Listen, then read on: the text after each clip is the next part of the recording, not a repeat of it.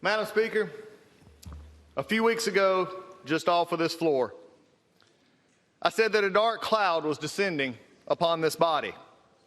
And today, because of the clock and the calendar, it is closing.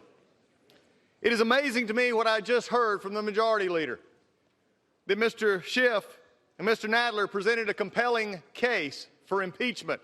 If this is a compelling case for impeachment, I'm not sure why we're here right now. It is not anywhere close to compelling. But you know what is interesting is what I have heard today.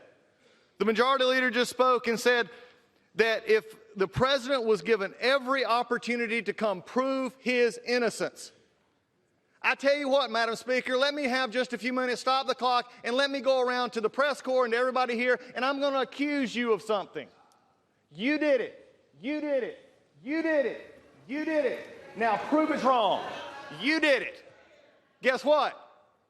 You don't want to, because deep down you know that that's turning the entire jurisprudence of this country upside down. You're not guilty until you're proven. You're innocent. And today from this floor, we have heard the Majority Leader say this President is guilty and not the other way around.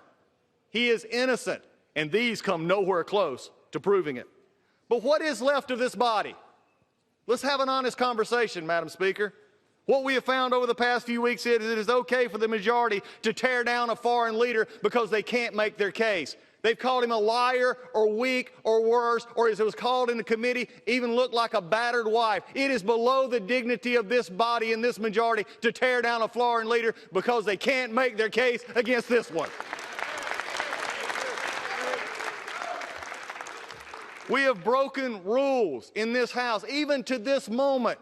Chairman Schiff and the others have broken House Resolution 660 by not turning over the things that they should be turning over. I still have not got a transcript. We still don't know what we got. And the White House still has not got their stuff. I guess minority hearing rule days don't matter either.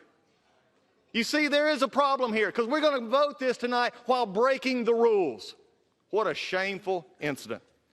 But we also found in creative interpretation of minority rights. We saw the rise of partisanship because of things that have been done even further. And we've even seen members smeared in reports by drive-by political hacks when they matched numbers of the majority or the ranking member and the members of the press. That ought to concern every one of you as much as it concerns every one of us. Nothing but a drive-by hit.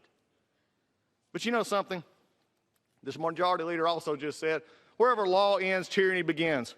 But I will say this, in this House, wherever the rules are disregarded, chaos and mob rule actually begin, and the majority has taken that to a new level. It has been said today, where is bravery? I'll tell you where bravery is found and courage is found. It's found in this minority who has lived through the last year of nothing but rules being broken, people being put down, questions not being answered, and this majority say, be damned with anything else, we're going to impeach and do whatever we want to do. Why? Because we won an election. I guarantee you, one day you'll be back in the minority, and it ain't going to be that fun.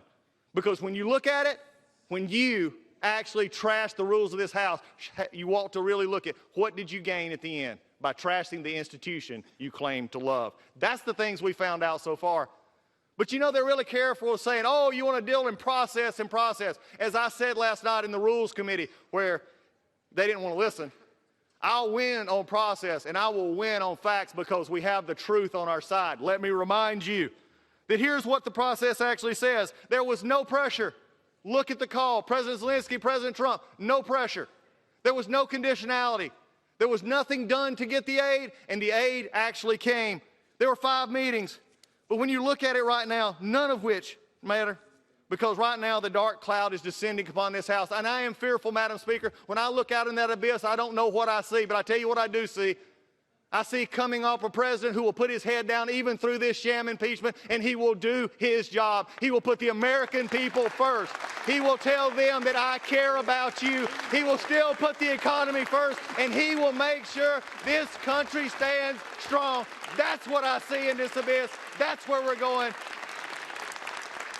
And Madam Speaker, it is with that hope in the future that I recognize right now that I yield 1 minute to the Republican leader of this House, the Republican from California, Mr. McCarthy.